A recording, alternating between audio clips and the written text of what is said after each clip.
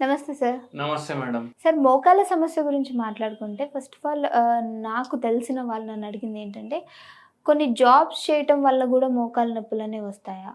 So, అంటే వాళ్ళు చేసే జాబ్స్ త్రూ కూడా వీళ్ళకి మోకాళ్ళ నొప్పులు స్టార్ట్ అయ్యాయి అని వాళ్ళ అపోహనా ఇది?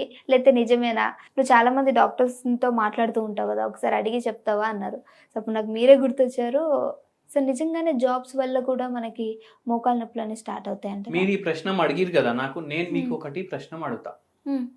మోకాలు నొప్పులు ఆడోళ్ళకి ఎక్కువ ఉంటాయా? మగవాళ్ళకి ఎక్కువ ఉంటాయా? ఆలోచించి చెప్పండి. ఎంతో మంది చెప్తారు కదా! అరే మోకాలు నొప్పులు ఉన్నాయి. అమ్మాయిలే రన్నింగ్ సార్. వస్తలేదు. ఆడవాళ్ళు. ఆడవాళ్ళకి ఎక్కువ ఉంటది కదా! హ్మ్. ఇప్పుడు చెప్పండి. ఆడోళ్ళు ఎక్కువ చేసే జాబులు ఏముంటాయి? జాబ్‌లంటేనేమో నార్మల్‌గా నించొని చేసేవి ఉంటాయి షాపింగ్ మాల్స్‌లో. ఎక్కువ శాతం అక్కడే చూస్తూ ఉంటాం. ఇంకొకటి ఇంట్లో చేసే వంట.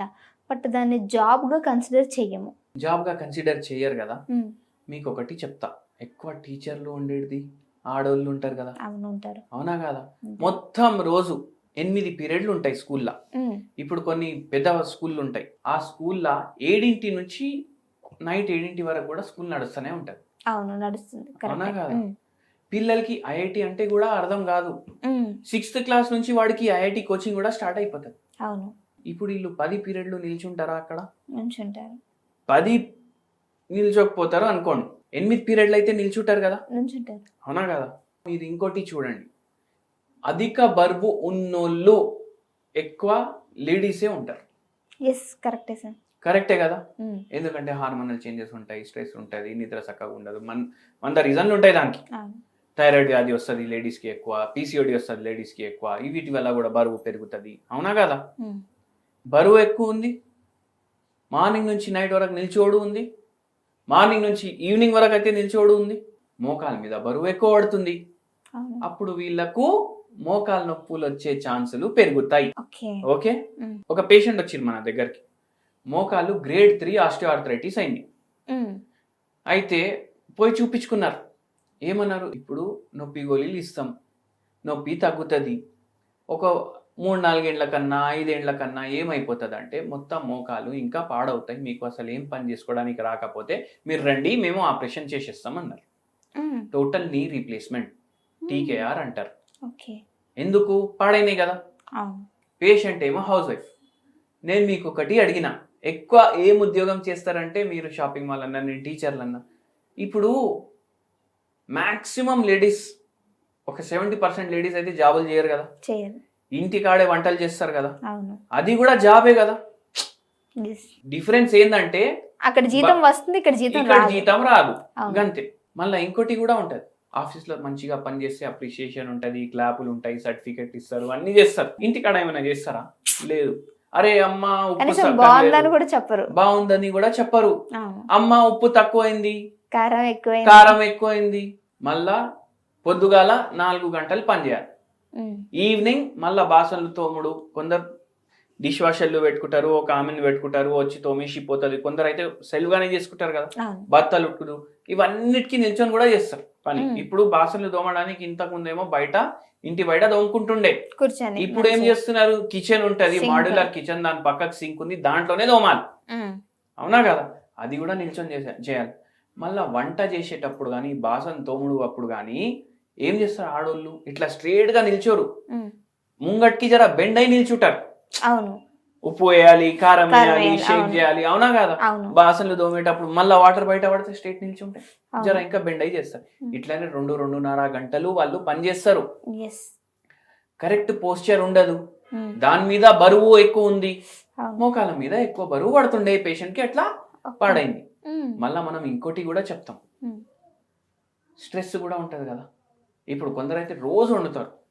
ఇప్పుడు ఈ పేషెంట్ కేస్‌లో ఎట్లుంది అంటే, ఏం స్ట్రెస్ ఉంది? ఏం స్ట్రెస్ లేదు అన్నారు.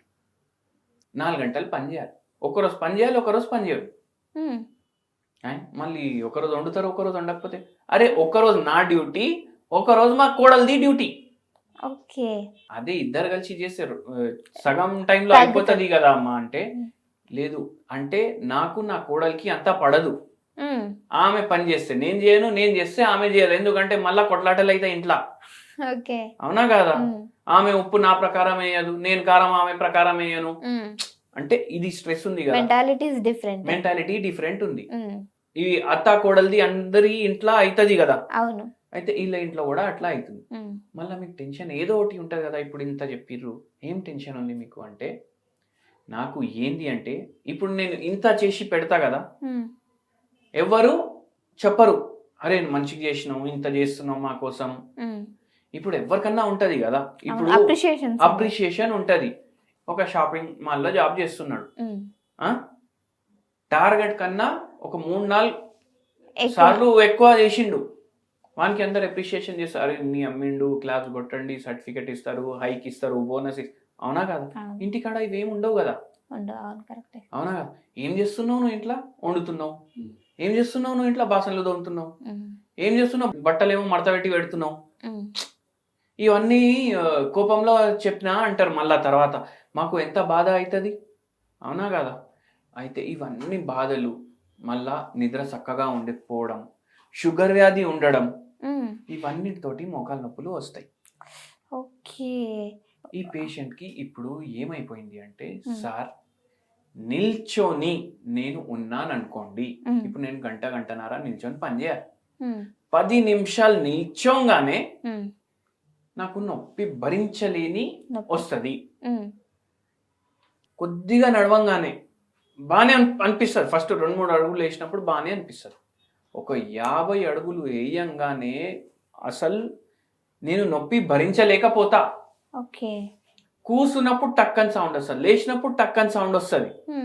నేను నిల్చోవాలంటే కూడా పక్కకు టేబుల్ ఉందనుకోండి, దాని మీద చేయి పెట్టి సపోర్ట్ ఇట్లా నిల్చోవాలి. ఇట్లా నేను పని చేస్తున్నా, నిద్ర ఉండదు, మోకాలు నొస్తూనే ఉంటాయి. పిల్లలు ఉంటారు ఇంట్లో, చిన్న చిన్న పిల్లలు, మన్మరాళ్ళు, వాళ్ళకు నొక్కు రాబోయి అనేసి కాళ్ళు చెప్తాను, మొత్తం కాళ్ళు లాగుతాయి. ఇట్లా అవుతుంది స్ట్రెస్ వల్ల, స్టాండింగ్ పోస్చర్ వల్ల. మీరు అన్నారు షాపింగ్ మాల్లో ఎన్ని గంటలు నిల్చొని పనిచేస్తారు వాళ్ళు, వాళ్ళకు కూడా వచ్చే ఛాన్సులు ఉంటాయి. మళ్ళీ టీచర్లు ఉంటారు, ట్రాఫిక్ పోలీస్ వాళ్ళు ఉంటారు, వాళ్ళు కూడా నిల్చొని పనిచేస్తారు, వాళ్ళకు కూడా వచ్చే ఛాన్సులు ఉంటాయి. మళ్ళీ దాంతోపాటు వెరికోస్ వెయిన్స్ వస్తాయి, అవునా కదా. మళ్ళీ కాళ్ళు లాగడం, తిమ్మిర్లు, ఇవన్నీ ఉండేవి పేషెంట్కి. మనం హోమియోపతి మందులు ఇచ్చినాం పేషెంట్కి 5 నెలల్లో.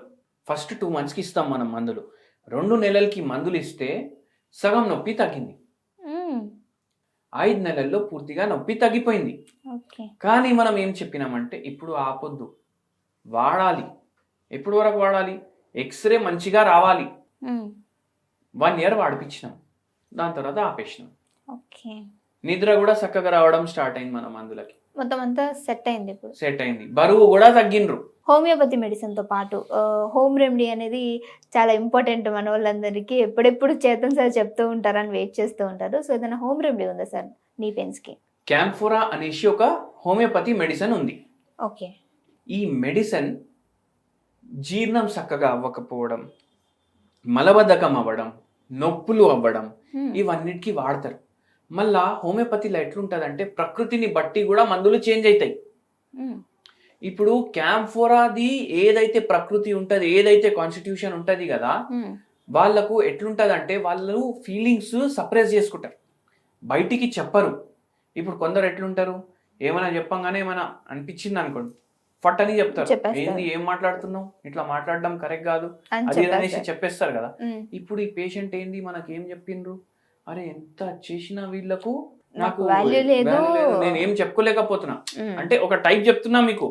అయితే వీళ్ళు ఏం చెప్పుకోరు, అట్లా కూడా ఉంటారు క్యాంఫోరా పేషెంట్లు. అయితే ఈ క్యాంఫోరా అంటే ఏంది తెలుసా మీకు? కర్పూరం ఉంటదా, కర్పూరం తోటి తయారు చేస్తాం ఈ మందు. ఇది 0/9 పొటెన్సీ. 0/9 పొటెన్సీ అంటే 0/9 పవర్ దీంది. ఇది రోజు ఒక 10 గోళీలు మీరు తినండి, కొద్దిగా మీకు నయం అనిపిస్తుంది, జర్ర నొప్పి రిలీఫ్ అనిపిస్తుంది. పూర్తిగా తగ్గుతుంది అని చెప్పట్లేదు, ఎందుకంటే మీ ప్రకృతిని బట్టి, శరీరాన్ని బట్టి మేము కంబైన్ చేసి మందులు ఇస్తాం. కర్పూరం అనేసి అన్నా కదా నేను, కర్పూరంలో కూడా రకాలు ఉంటాయి. కర్పూరం ఏడికెళ్ళి వస్తుంది, చెట్లకెళ్ళి వస్తుంది. కర్పూరంలో భీమసేని కర్పూరం అనేసి ఒక కర్పూరం ఉంటుంది. భీమసేని కర్పూరం తీసుకోండి, ఎంత, ఒక చిట్టడు ఉండదు కదా, అంత తీసుకోండి. గోరువెచ్చని నీళ్ళలో వేయండి ఒక కప్లో, రోజు 2 పూటలు తాగండి. కొద్దిగా రిలీఫ్ ఉంటుంది. ఓకే. భీమసేని కర్పూరం మాత్రమే తీసుకోండి, వేరే కర్పూరం వద్దు. ముట్టుకోకండి. ఓకే. దేవుడికి కూడా పెట్టకండి, ఎందుకంటే మళ్ళీ దాంట్లో కెమికల్లు ఉంటాయి. భీమసేని కర్పూరం ఏమో ఒరిజినల్ Original. కర్పూరం ఉంటాయి. ఓకే. అట్లా మోకాలు నొప్పులు కూడా మనకు రిలీఫ్ వస్తుంది ఈ వీటితోటి.